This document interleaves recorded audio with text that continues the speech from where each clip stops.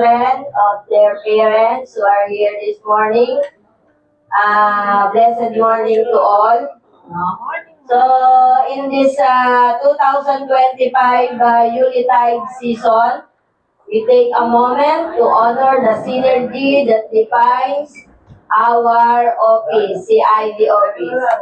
We are guided by the visionary leadership of our school's division superintendent, Sir Ronaldo A. Poson, whose steadfast commitment to excellence inspires us to reach new heights. Alongside him, the wisdom and support of our ASDS, Dr.